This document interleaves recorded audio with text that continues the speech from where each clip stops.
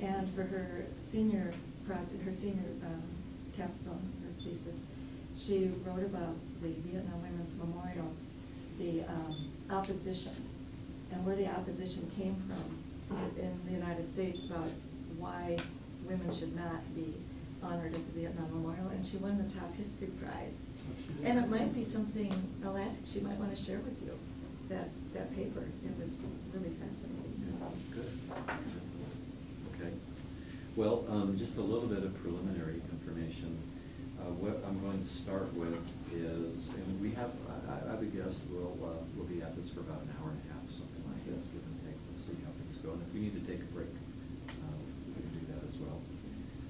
I'm going to start with some demographic information, and then I'm going to move on to asking you some questions about your life and your feelings before you went onto active duty. And then secondly, while you were in Vietnam, especially at the two evac hospitals that you were at, and then from the perspective of after you came back from Vietnam.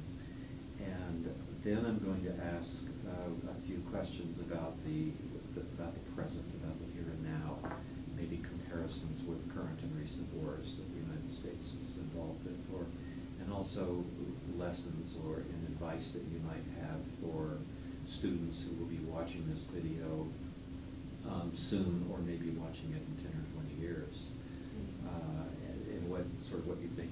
I'm going to come at this more from a perspective of your beliefs and your attitudes and your feelings and your perceptions, rather than trying to build a specific chronological record of how many casualties this day, or were you in combat that day, or what was it like to be there during this particular offensive. I'm more interested in that, but certainly bring in those other things to the extent that you are interested in talking about them.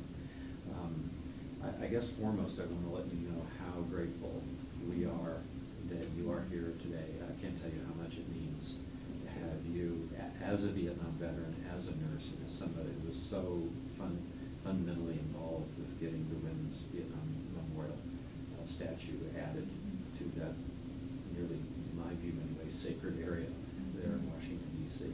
It's such an honor to have you here on campus. If you wish to stop at any point, or there's a pause, or there's something that you don't want to talk about, or you're not sure about, we could just stop at that point and take a break. The only thing that we might do that involves, like the map behind you, which is a post-1975 map of the country, where some of the city names and some of the, like Pleiku, for example, the name of the city is spelled differently than it was during the war. So what we might do when we get to that part of your being in Vietnam is, if you want to perhaps take a pointer, and Brent can zoom in a little bit, and if you want to show where Pleiku is and where Vung Tau is, because they might be important to talking about where casualties were coming in, like in the highlands. You're more likely in Pleiku to have casualties coming in from a certain area. So feel free to use that map any way that you want. And if we need to break so that we can sort of focus in more on the map, we can do that as well. Okay. And when you're speaking, if you could speak directly to me, and if at any point I'm looking down, has nothing to do with being bored with the questions. Okay. It's only because I'm trying to get the next question ready, or formulating the next sort of thing that I want to ask you about. Okay, are we ready? All right. Today is March the 6th, 2012, and I am William Cobb. I'm professor of history at Utah Valley University, and we are interviewing Diane Evans, a Vietnam veteran and a nurse, and one of the founders of the Vietnam Women's Memorial Project in Washington, D.C. Welcome, Diane. Thank you. I'd like to start with a couple of questions, just general information about you, and then we'll go into some questions from the perspective of your life before you actually put on a uniform, went on to active duty, and before you joined to Vietnam. So would you state for me your full name and your address? My name is Diane Evans, and I currently live in Montana. Montana at 526 South Harris Street. Date of birth and place of birth? November 10th, 1946 in Buffalo, Minnesota. Were you raised in a place other than where you were born? I was raised on a dairy farm, and I was born just 3 miles from the farm and lived there until I went to college. Married? Children? Yes, I'm married to Mike Evans, and we have 4 children. Okay. What were your feelings about the war from the perspective of being in high school and in college as well back in the 1960s? I would say that my childhood really shaped who I became. Perhaps all childhoods do. But in my particular experience, I had 2 older brothers, 2 younger brothers, and a younger sister, and we grew up on a dairy farm where we all worked hard. We all had our chores. We all had our jobs to do. And there was this tremendous work ethic and tremendous sense of the way our parents raised us. Sense of duty to our community, sense of duty to our church, and sense of duty to our country. And it wasn't really talked about, but it was definitely there through their example. And I graduated from high school in 1964, but my older brothers graduated in 62 and 1960, and were both in the military. My oldest brother joined the 101st Airborne. He would have gone to Vietnam, but he was in the Airborne and fell out of a parachute and broke his leg. So he was not able to go to Vietnam. My second brother, Ronald, was actually drafted. And he was drafted in 1965, almost 1966. And my parents were very concerned that their sons were going off to war. And I was in college. I started nurses training in 1964. And because our neighbor boys on the farm, because many of them were not going to college, they didn't have draft deferments. This was a war of draftable young men, and young men who were in college had deferments. And a lot of these farm boys, like my brothers, wanted to go back to the farm or stay on the farm. And so all around us, we have neighboring boys who have gone to Vietnam, and there were 3 of my brother's classmates who were killed in Vietnam. And so my parents were, of course, naturally concerned. But it's now 1966, and I'm still studying nursing, and I am very interested in what's happening in Vietnam. I'm very conscious of the protests. I'm very conscious of what's happening in Vietnam because of the 6 o'clock news. And I was pretty much the only, this was an all-girls school, there were 45 of us, and I was pretty much the only one that was interested in watching the 6 o'clock news in the nursing lounge. So every night at 6 o'clock I'd be down watching the news, and I'd be seeing body bags. Out in the fields, I'd see the choppers coming in, and I saw all these images of men. I never saw images of women serving, but I knew there must be nurses there. So I thought, I'm a nurse. I'm going to be a nurse. I want to go to Vietnam. I want to do my work. Tell me how much you, to stay with that subject, how much did you know about the war? I mean, you saw the casualties, you saw the body bags. How much did you know about the underlying causes of the war as you were watching the 6 o'clock news? And where did you get that information from? Roommates in school, or from news programs, or were you doing reading on your own about American involvement in Vietnam, including sitting around talking with friends and family about this place that probably most people couldn't even point to on a map because it was so remote? I wasn't aware of the Gulf of Tonkin. I didn't know what precipitated the war. I was studying nursing. I wasn't studying history. I wasn't studying geography. This was a nursing. I was studying chemistry, biology, microbiology, a lot of clinical nursing. But what I was sensing from people around me and the news was this war was, the to prevent the domino effect of communism. So I was hearing about communism, I was hearing about the domino effect, I was hearing about protecting our American interests. But I was also hearing how the rest of the nation was, the majority of people in the country at this time were opposing the war. So I knew there must be something very, it was very confusing. But I didn't question the validity of the war, about I'm going to go off to war because I support the war. I never did support the war, before, during, or after. I went because I was a nurse, and I thought they're going to need nurses there. So my whole concept of going off to Vietnam, joining the Army, was to be a nurse in the Army, not to carry a weapon, and not to be asked to kill people like today. Women who go into the military are trained in weapons. They're trained how to use those weapons, and they're trained that they may have to use it and take another person's life. At that time, nurses were there purely to do their nursing and not to be warriors. Today, all of our soldiers serving today, men and women, are called warriors. I was never called a warrior, and the men weren't either. They were called GIs. The language has changed. So I'm going to college, and our academic work is at the University of Minnesota, and my clinical work is at St. Barnabas Hospital School of Nursing. And the University of Minnesota was a hotbed of, Bob Dylan, the music, the defining music of our era, anti-war music. I saw some flags being burned before I left. So I knew the war was very controversial.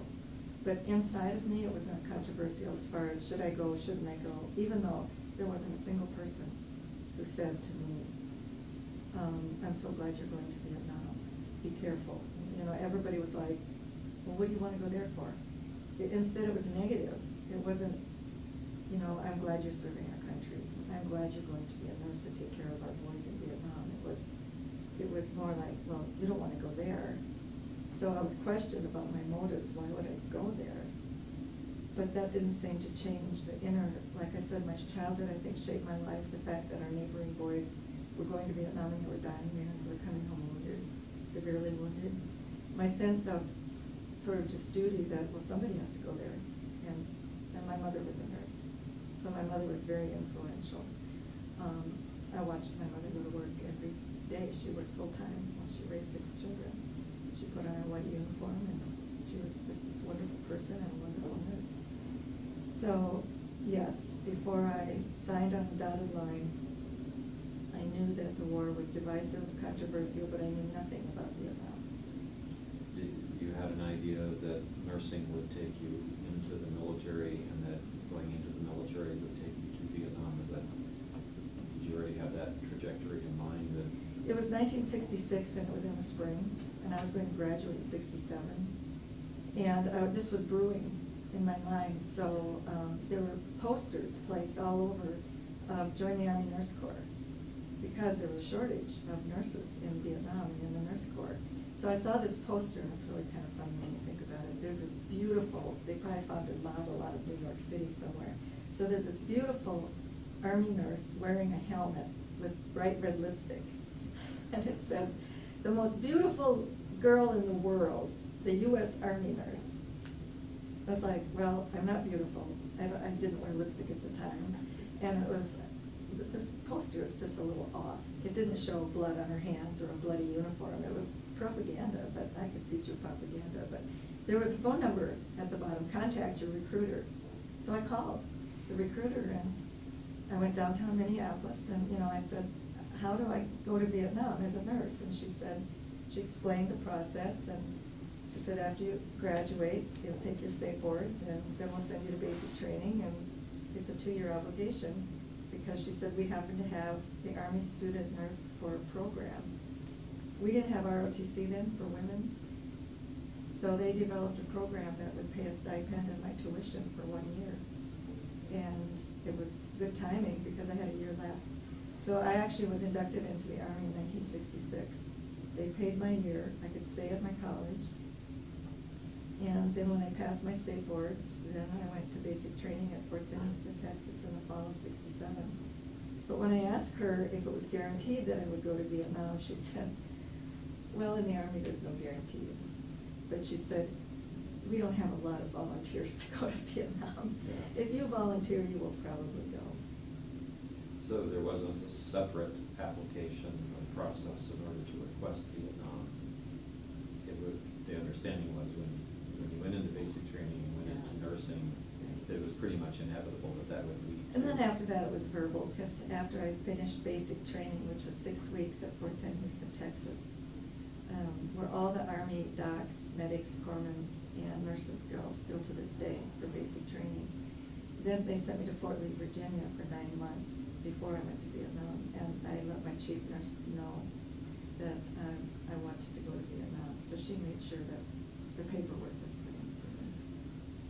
Would it be fair to say that even though your feelings about the war were at best ambivalent, that you felt a sense of service to the country, and that was one of the motivators to bring you into the military, to go to Vietnam, not necessarily because you agreed with the underlying mission in Vietnam, that you wanted to serve the country and you wanted to help the men and women who were there in Vietnam?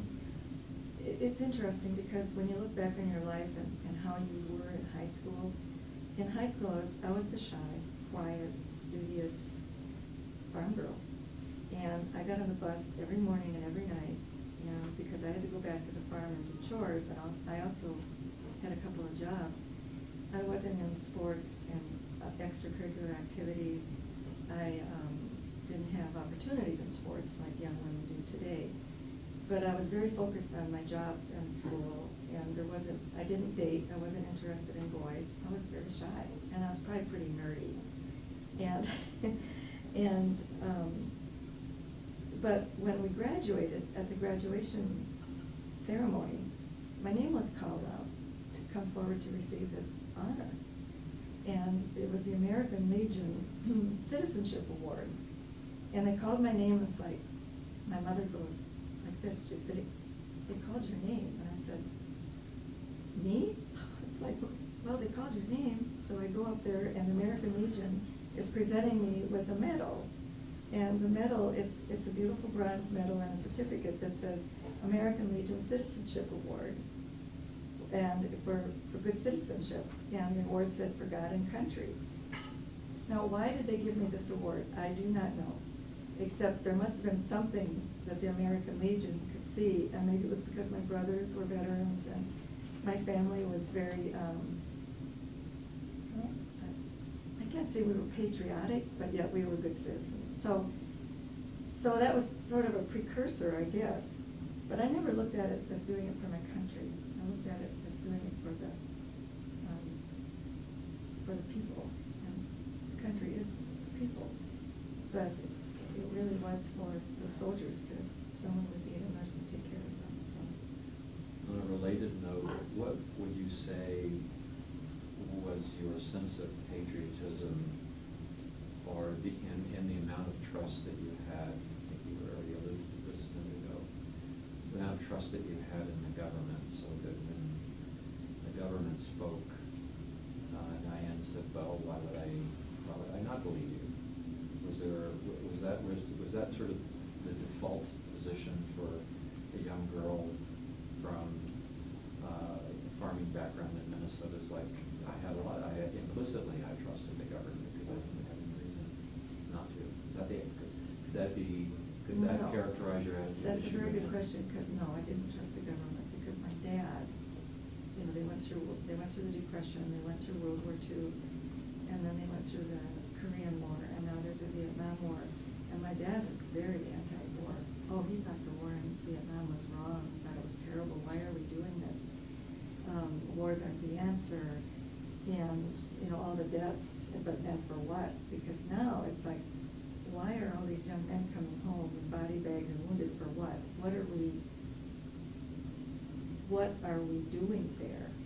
So I'm beginning to question LBJ and why we're there. And then in basic training, which unfortunately wasn't good basic training, it was kind of a farce, because we were women, and they were teaching us to march, nurses to march. Well, we're not warriors, we're nurses, and we're young. And we're all mostly 21, we're right out of college because there's a nursing shortage. So as nurses, we were just 21, so we would march and turn ourselves around and run ourselves into buildings or run ourselves into each other, just as like a big joke. And then the platoon leader would get all upset. And it was like, we just thought marching in the military was, we're going to Vietnam to be nurses, why do we have to learn how to march? So there was that sense of irreverence once in a while as well. But they taught us chemical and biological warfare.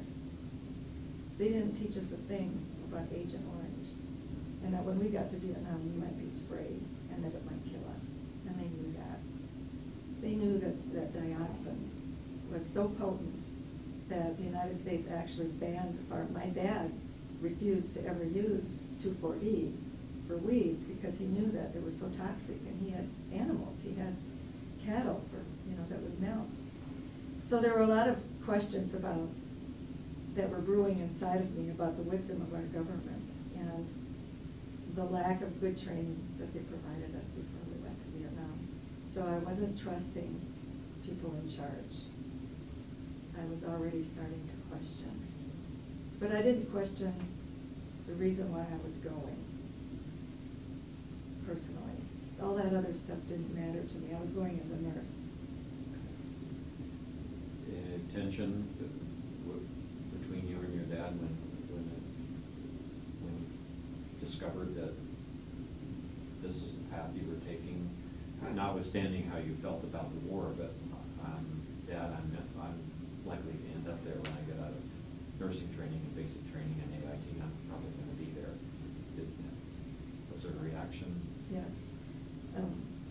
My dad was of Swedish descent, so stoic Lutheran. Doesn't show emotion, no hugging, that kind of stoicism, which was very typical for Venezuelans. But when I signed on the dotted line that day and joined the Army Student Nurse Program, the next weekend when I went home, I waited till my parents were both together and sitting at the table. And then I told them, I said, I have something to tell you. I want to go to Vietnam, and I've joined the Army. And I hadn't told them a thing. I hadn't told them I was planning this or wanting to do it. I thought, I can't, because I don't want them to talk me out of it. I'm just going to do it. And my mother, who's a nurse, just shook her head, and she understood. But this was my dad's response. After I told him, he put his fist on the table and walked out the door.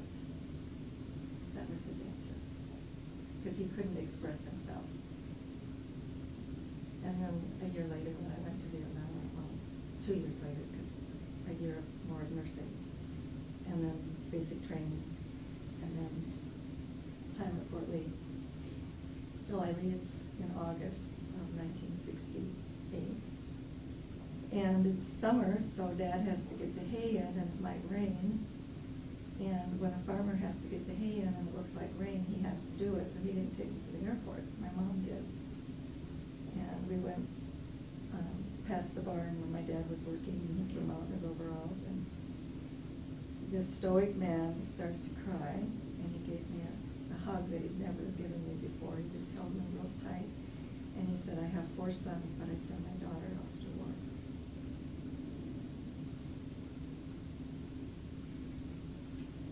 We'll come back to correspondence that maybe you had while you were in Vietnam.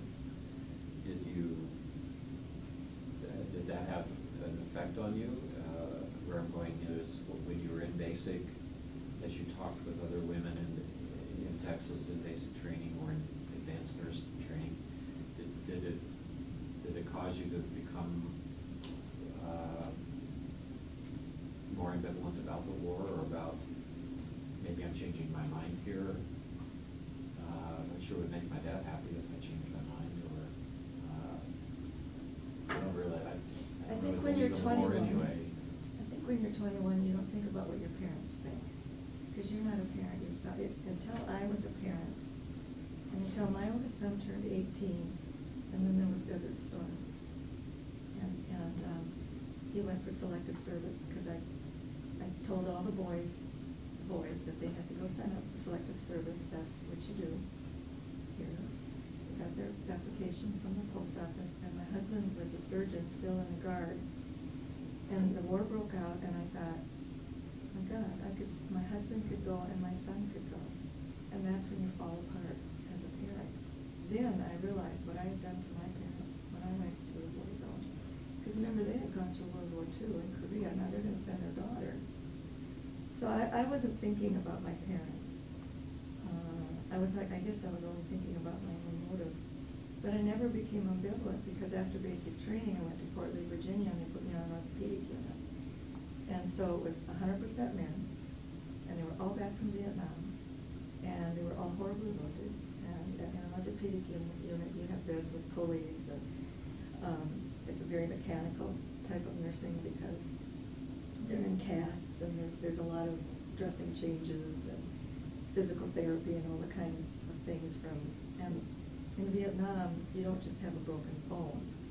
It's not like here, you have shattered bones from shrapnel and mortars, and then in addition to that, you may have had napalm and white phosphorus burns, so you've got and we had some malaria patients in that unit who had broken bones.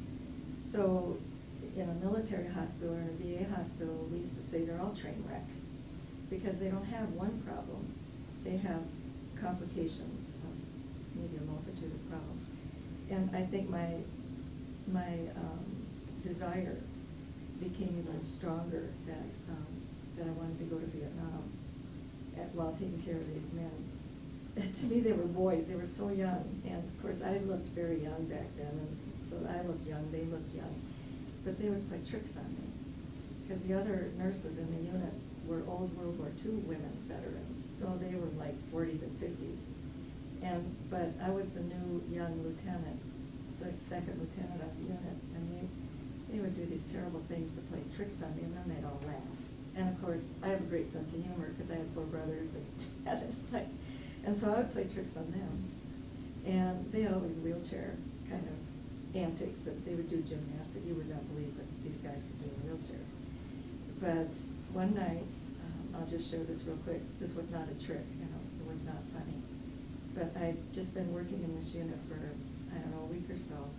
But in the middle of the night, I dropped a bedpan. That is a horrible sound. All the patients who are all hooked up into pulleys and casts and some of the body casts, they're all trying to hit the floor because it's night. And that's what you do when you hear a loud noise, you hit the ground. And they woke up swearing, and they were just like, and Lieutenant, don't you ever do that again. And you better not do that in Vietnam, because in Vietnam, if you make a loud noise, they will be on, they'll be grabbing their weapons. And it was like, man, this is tense. It was a whole different kind of nursing than I'd ever, it was tense, intense and tense. And, but they were so young, and I learned early on about the war humor, that, you just have to use humor and a sense of humor and to get through it. But I was even more, I think, resolved that I wanted to go to Vietnam after that experience. Any change in the sense of purpose of the war, anything from a religious affiliation, or the closer you got, you began to think more deeply about it, or any conversations that you had, such that when you got on that airplane and wherever it was, Travis or wherever, to go to Vietnam, that you, even in deluding yourself, felt as though this is the right thing to do for the country? Or those feelings that you described before, they remained steady throughout that entire pre-Vietnam period? I think there's 2 components to your question that I want to answer, and one is about faith. And then when I left Vietnam in August, I actually left the end of July from Fort Lee, Virginia, so I could have 1 week leave at home with my parents. When I went to Washington, D.C., at Washington National Airport, the person who was driving me, I looked out the window and I looked at the mall, and it was filled with tents and smoke, and there had just been a car bomb, and so there was smoke. Washington, D.C. was full of smoke, and the anti-war protesters were camped out on the mall. Thousands of them, thousands of people on the mall protesting the war. So I'm going to Vietnam. I'm seeing smoke go up. you know, we've had assassinations. It's a very divisive, tumultuous, hostile nation that I'm leaving to go to Vietnam. But when I went home to the farm, it's very peaceful, it's very quiet, very grounded. You know, I hear the cows mooing and the horses and the chickens, and then I get on a plane and go to Vietnam and land in Tan Son Nhut Air Force Base. And it's getting dark, and there's one other nurse on the plane with me. So they said nurses off first, or women off first. So we're off the plane first. And the military back then, this is laughable, us nurses went to combat in our cute little uniforms with nylons and heels, with our little purses. And I'll even say this, some women back then wore girdles. I never did. But some of the women say, can you imagine going to Vietnam in a girdle? I mean, we laugh about this now, but it's true. And our hair is all, you know, it's like Pan Am skirt. and wearing nylons, and it's hot. That's how we arrived. That's how the Army Nurse Corps sends us. Now you see women today, images of women going into combat today. You see how they're dressed. That's the difference, thank goodness. So we immediately get issued combat boots and uniforms. Well, I'm small, and they didn't have boots my size, so I was wearing like these men's combat boots, size 8, and I'm size 7 shoe. So finally they special ordered me some boots, so I did get boots that fit me, but they weren't prepared for us women to the uniforms, personal products that women need, we couldn't find. Our mothers, our sisters, our girlfriends had to send us women's products because there wasn't any in Vietnam. I mean, we're women. I mean, they should be thinking about our needs. But you know, we rise above that because we're there for a purpose. And then I got my orders and for Vung Tau, the 36 Evacuation Hospital. And I thought, gee, I must be awfully important. They sent a helicopter just for me. So the helicopter is on the landing pad, and it's just me and the door gunner. And the door gunner, you'll see that in this video that I brought for you here with film footage of Vietnam, but the doors on the helicopters were open. So the door gunner could sit there with his weapon and look down. So I get on the helicopter, and he doesn't say anything to me. I just get in and strap in, and we're going on, and it's beautiful. South Vietnam is absolutely, I'm flying over the Mekong River, I'm flying over rice paddies, and I can see water buffalo, and I can see the people in their conical hats, and they're in their fields working, and from what I'm seeing, it looks so peaceful. But that door gunner is looking down, he's not talking to me. We land at the landing zone at 36 Evacuation Hospital, and it's Quonset huts, and they have big red crosses. And I'm thinking, big red crosses, those must be the targets for the enemy to hit those. Why did they put those on the top? And of course, they were the targets. I mean, the hospitals got hit a lot in Vietnam. But when I got off the chopper, the door gunner looked at me for the first time, and he said, keep your head down and be safe. And that's the only words he said to me, keep your head down and be safe. But he took his job so seriously. His job was to be looking for enemy down there and to kill him if he saw him as the door gunner. And I think that's when it hit me that I'm in a war zone. And getting off that flight at Tan Son Nhut Air Base, when the tarmac was riddled with, there were big holes in the tarmac everywhere. And there were 2 armed guards with their bandoliers of ammunition who escorted us nurses off that plane and took us to a bus that had windows blackened with chicken wire. So if there was any, shrapnel or mortars or any weaponry that was coming at the bus, we were protected by the chicken wire. So that was my introduction, and I came to Vietnam with faith. I had gone to a Lutheran church in Minnesota, Swedish Lutheran. I had gone to confirmation, and my pastor had given me this book called Prayers for Youth. And I took that to Vietnam with me, and it became very evident that I needed to do a lot of praying to just face what I was facing day in and day out. prayed a lot. And, but the prayers weren't working. And then I was transferred from the 36 Evacuation Hospital up to the Central Highlands.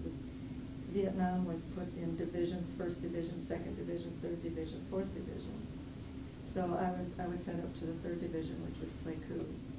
And I was sent to, it was just a few kilometers from the Cambodian border and the Ho Chi Minh Trail, but our patients were coming directly out of the field by helicopter to our hospital, and within minutes sometimes. And it was kind of the epicenter of the fighting, because now it's 1969. And the casualties are, mass casualties are coming in. The war is getting worse, it's not getting better. LBJ is escalating. He's sending more troops to Vietnam now. And now then Nixon, but they're lying to the American people, because we're hearing news from back home that the government, the administration is saying, we are not in Cambodia. Well, most of my patients, our patients, were coming from Cambodia. And I'm now realizing the lies, the misinformation that's being printed in the newspapers about casualty counts, and it made us nurses, so upset that it was all about body count. We're winning the war or losing the war about body count. Well, we've killed this many Viet Cong today, we've killed this many NVA today. And that was how the benchmark for winning the war. And it just seems so, it's so ludicrous to us. And so, yes, we're questioning, and now we're getting angry. The longer nurses, the longer we're there, we're angry at the government, because our patients are suffering and dying, and why? Why are they suffering? What is the mission? What's the purpose? And the way I like to describe how I felt was, the government never gave us a purpose that we could believe in the politics of Vietnam. And they never did give us a clear mission. But personally, our mission, we knew what our mission was as nurses, and that was to save lives and to do everything we could to help the suffering and ease the pain. That was our mission. So that in and of itself gave us strength. Now for the young men over there about to lose their lives and wondering, what am I doing this for? I mean, you can't send men and women off to war without giving them a clear purpose so that they feel like they're going to die for their country. World War II had Hitler. They had a sense that they had Pearl Harbor. They had all kinds of reasons to feel that they were doing something good and honorable for their country. And now we know, as GIs, that when we come back from Vietnam, we will be dishonored, because we are fighting a dishonorable war, so they're looking at us as dishonorable. And that was starting to really cause a lot of anguish and anger. And I never took my anger out. I never exhibited anger, but I remember the first time I was angry when my chief nurse came to me and said, I was head nurse now in a surgical unit in Pleiku. And the chief nurse came in and said to me, she said, we've been told not to write anything in a patient's chart that says they were in Cambodia. And I thought, they've crossed the line. They can lie to us, but when they ask me to lie for them. And so I made it a point to write all over every place I could, injured in Cambodia, injured in Cambodia. I just defied them. How dare they ask me to lie for them? Of course we were in Cambodia. And so parents, when their sons and daughters came home, would find out that they were injured or died in Cambodia, yet the president says we're not. I mean, you see the conflict. Why it was such a divisive war, the lies, the betrayal, the politics, and just the inept, like General Westmoreland, it's now known, he was pretty inept. We kind of felt that way when we were there. General Abrams replaced Westmoreland while I was in Vietnam. But we couldn't even have faith in our generals, because they weren't standing up for us either. You want to show us map if we Sure. focus in a little bit where the Vung Tau Hospital was, and then where the... I flew into, here's Ho Chi Minh City, which is Saigon, and just a few kilometers was Tan Son Nhut Air Base. So I flew into Tan Son Nhut Air Base, and then Long Binh Army Base was nearby, and from Long Binh, that's where I was issued my fatigues and boots and got my orders. And they ordered me to go to Vung Tau, which is south and east and right on the South China Sea. And I remember when everybody learned, oh, Lieutenant Carlson is going to Vung Tau, how lucky, because it's beautiful. It was on the South China Sea, and it was beautiful. And it was also in-country R&R. So a lot of the young men, when they had R&R, they would come to Vung Tau. This was the 36th Evacuation Hospital. It was a 400-bed hospital. It was considered inland rather than, up in these areas. Any of the hospitals, there were 27 military hospitals in Vietnam, 27. Some were larger than others. Some were surgical hospitals, some were evacuation hospitals, and then we had the aid stations, and I'm not sure how many, there were a lot of aid stations, and that would just simply be a tent that was put up in the area where the casualties could come first to the aid station and then to a hospital for triage, and you all understand what triage is. Triage in a combat zone is different than triage here. Triage in a combat zone is when a patient comes into the emergency room, the patients who you can save first are the patients you take into the OR. If there's a car accident here in Utah and people come in, they will probably take the patient who's the most critically injured first, because they'll want to save that person first, and then the less critically well, we can deal with them. But in a combat zone, you do not have time to spend all your time. Say that critically ill patient is going to take 8 hours in the OR. You don't have 8 hours because you have 30 other guys in mass casualties. So the most severely injured are set aside to wait, and if there's time, then they will go to the OR. And then sometimes those who are set aside passed away, but that's how the triage worked.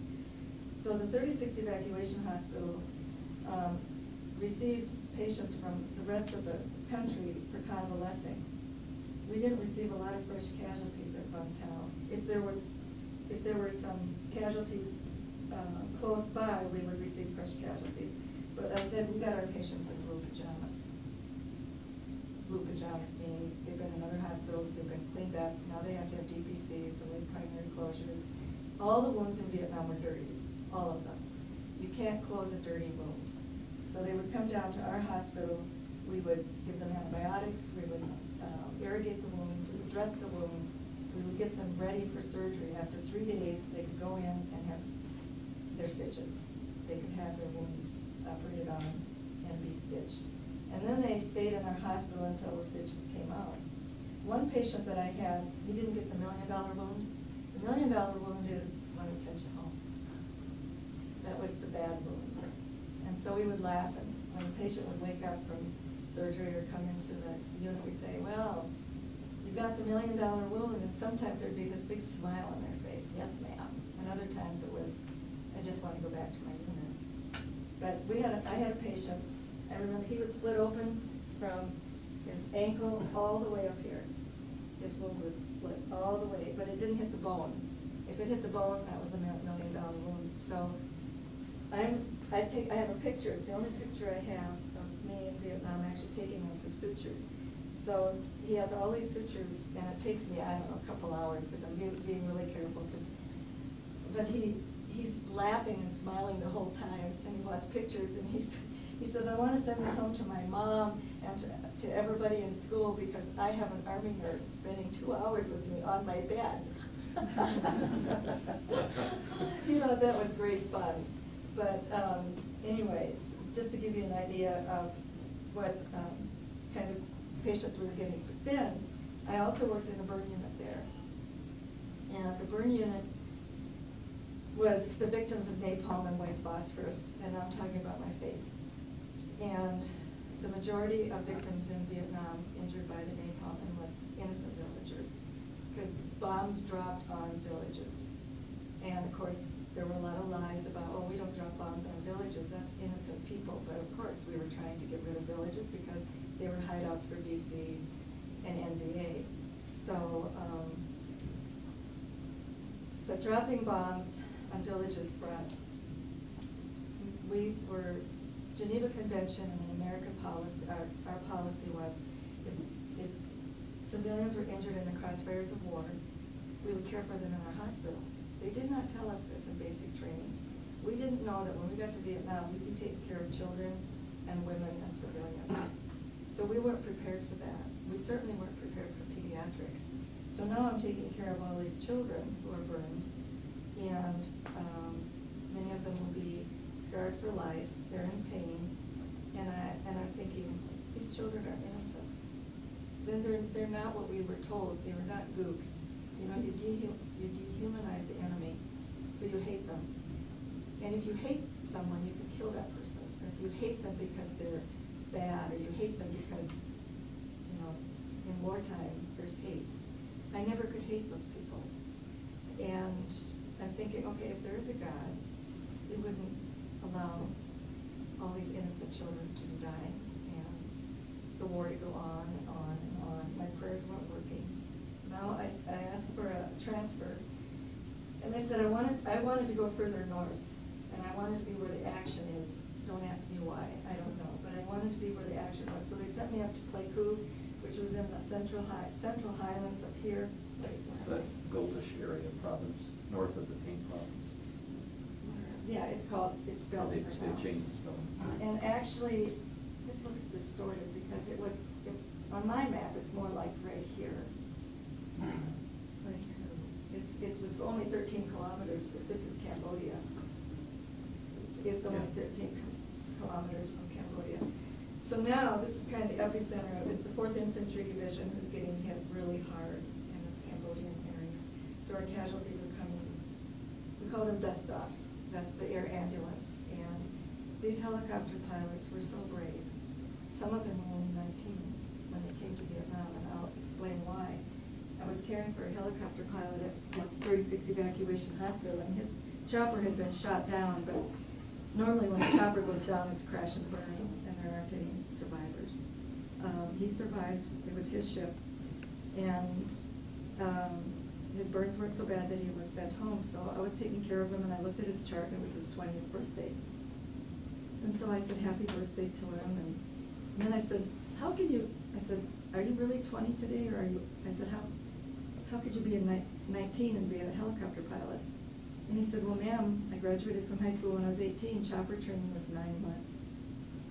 9 months to fly a helicopter.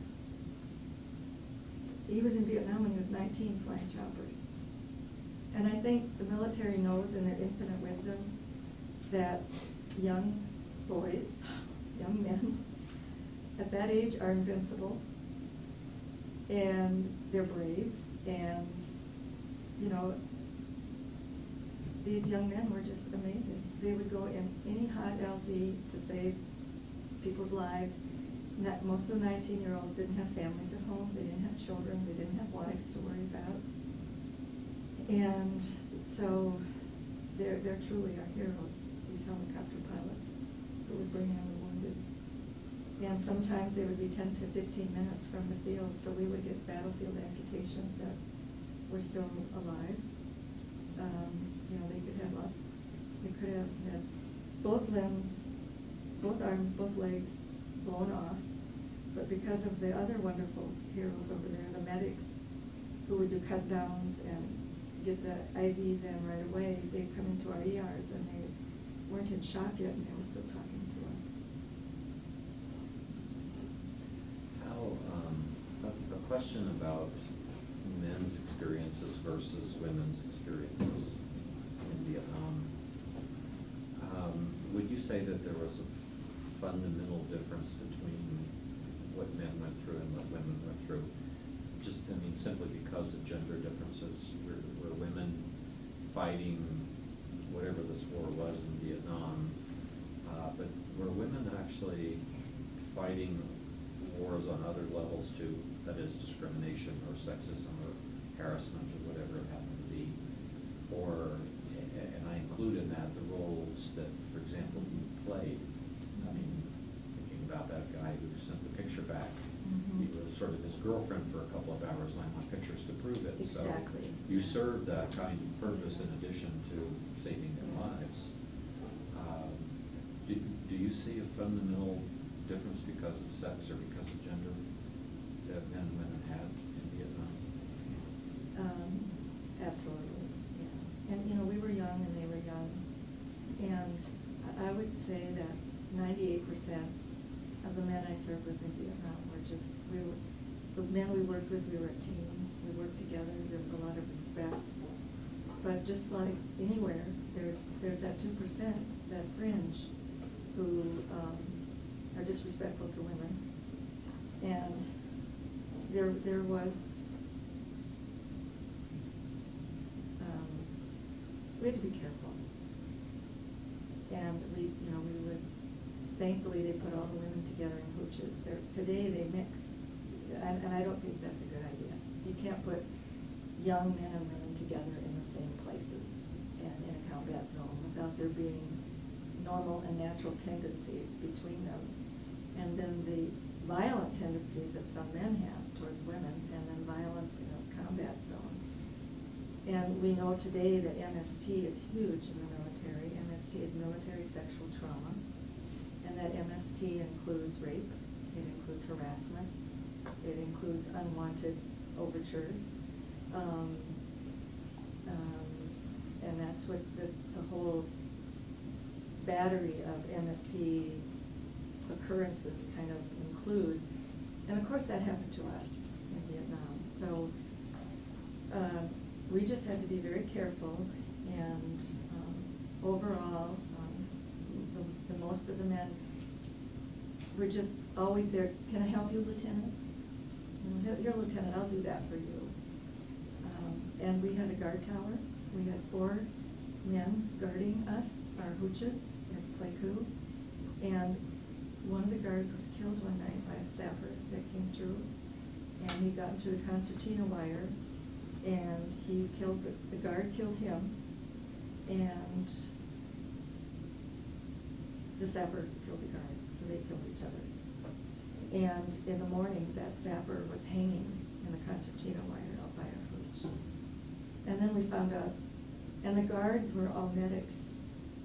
The medics had to do guard duty. So it was one of our medics, and that medic died for us. So the way I like to talk about it is we were there to protect them, and they were there to protect us. We took care of each other.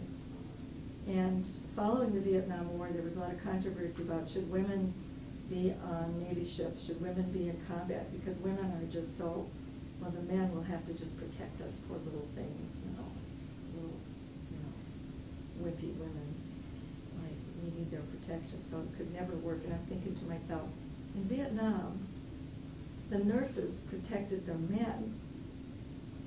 I'll just give you one example. One night, there was Artillery Hill, and it was very near our hospital. And we got used to, Artillery Hill was our hill.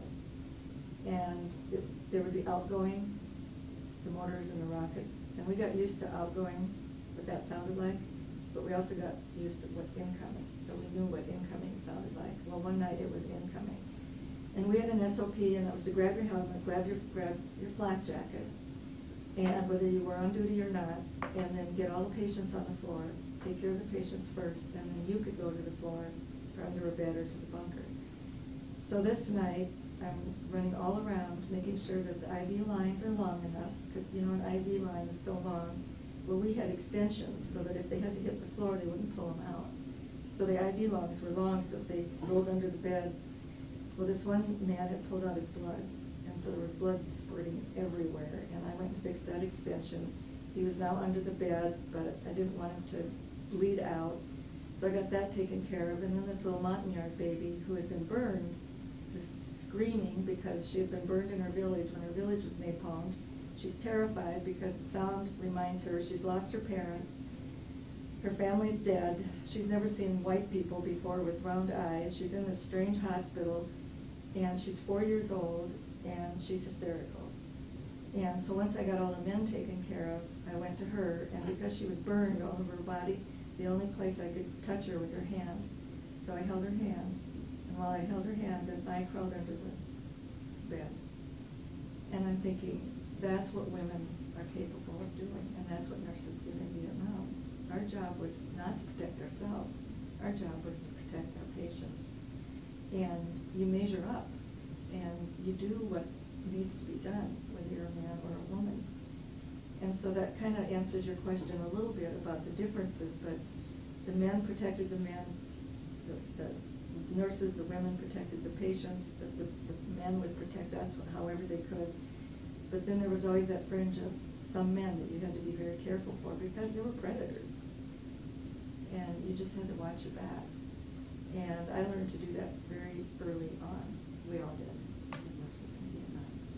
How did you deal with that day in and day out? I mean, you're not only a nurse, but you were a mother, you were a girlfriend, you're a sexual object, you're a confidant.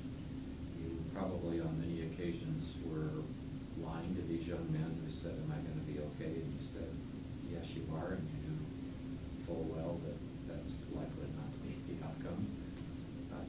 Did you do it by relying on the company of other women who were in the unit, or by writing letters home, or, Nurse McMurphy at China Beach, she turns to just self-medicating after a while, and just, if I drink enough, then I'll pass out, I won't think about it anymore. Or was it a combination of all of those? I think it's a combination. I didn't do drugs or alcohol because maybe it was my upbringing. If also, I did drink too much once, and it made me sick, and it's like, I don't want to be sick. So I didn't use drugs or alcohol in Vietnam, and I'm glad that that wasn't an additional layer of problems that I can have later, like so many, but there was a lot of self-medicating going on. Remember, they're young, we're young, and at the Officers Club, there was a lot of drinking, and I never did hold any judgment about that. It was just part of the way it was there. But I lost myself in music, and I love the music of the times because the music nourished me somehow. Because now I'm just kind of losing faith in government and why we're there and what is it. But the music that I liked the most was the anti-war music. And I would listen to these songs, and it was like, yes, somebody is paying attention. This music is telling the truth. And you just think about, that would take another hour of an interview to talk about all the different songs that were written and the language and the meaning behind those songs.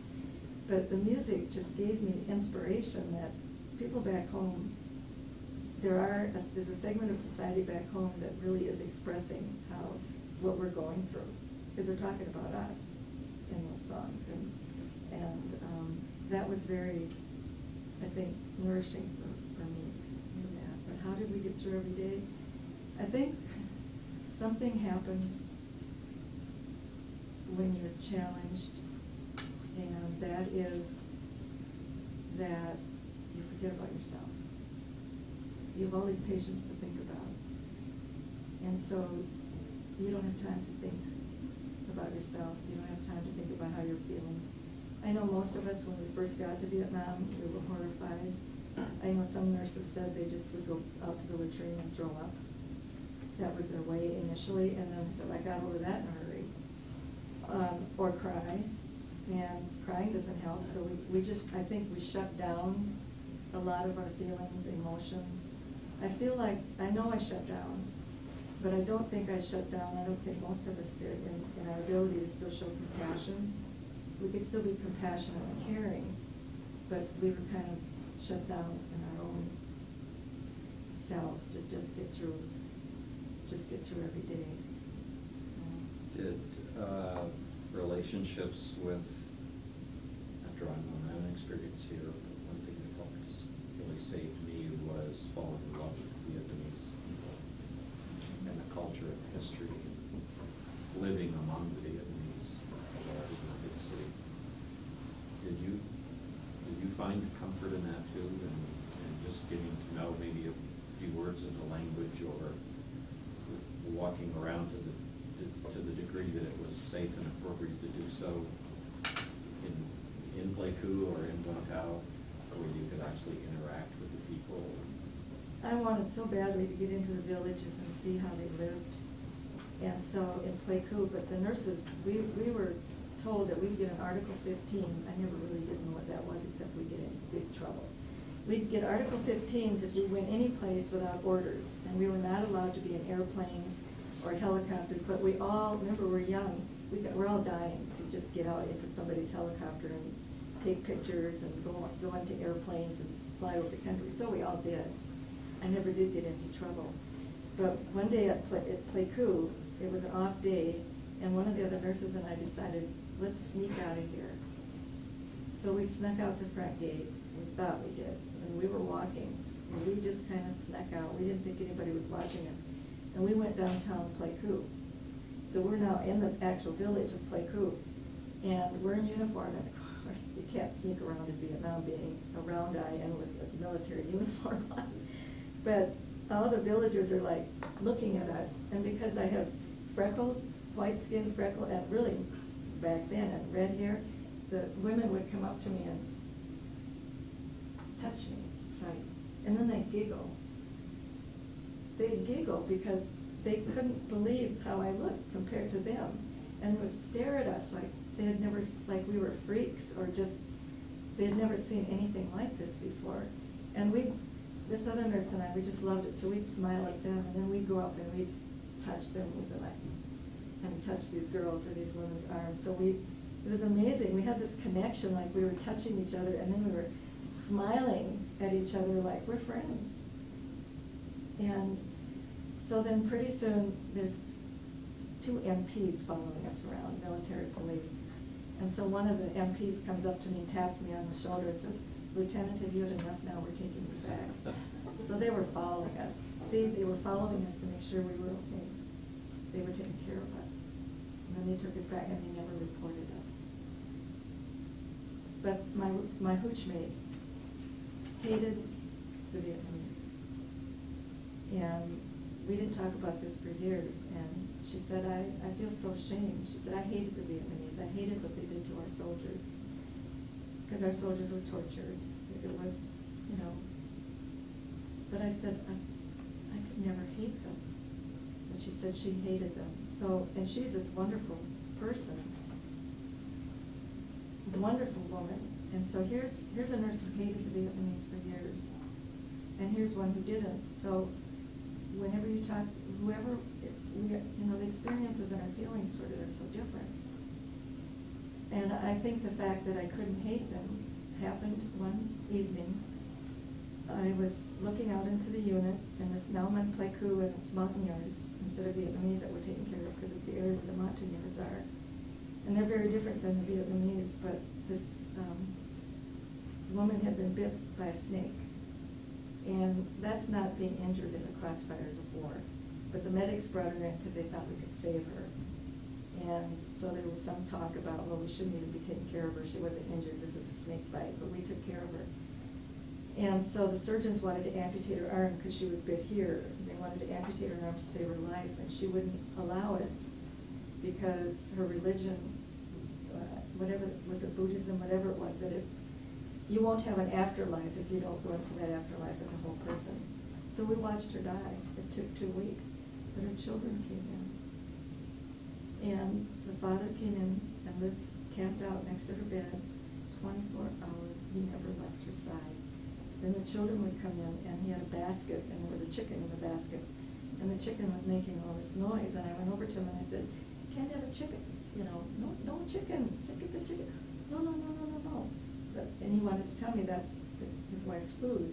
And then he took an egg out, and he cracked the egg open, and there was a little embryo in there, and he took a little, like this, and he fed his wife the chicken embryo, the raw.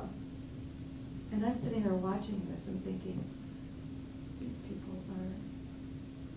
they're so human, they're so loving. Look at how this husband loves his wife. Look at these children. They're just like us. How can we hate people who You know, and that's where, now my faith, so now I'm angry at God, because my prayers aren't being answered, and so I just quit praying, and I said, there is no God.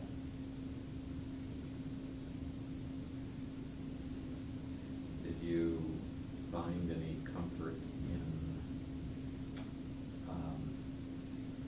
you talked about your dad before you went, was there much correspondence within the family or with your friends while you were in Vietnam, and did that bring you any comfort? Or?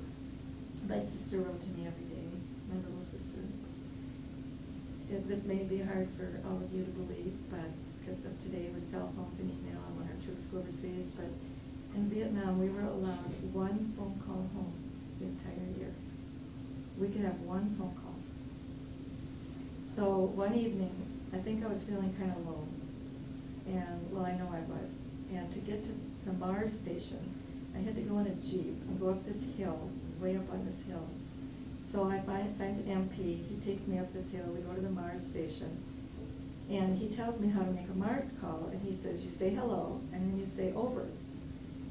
And I have to tell my parents to say over, over, over, over.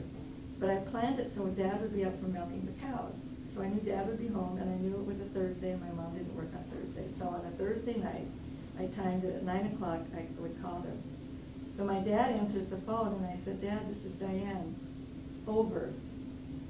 And the Mars caller had told me what to tell them. I said, so Dad, you can talk to me, but every time you end what you want to say to me, say over. So my dad is like shocked, and he doesn't say anything. And I said, Dad, over. And Dad says, where are you? And I said, oh, I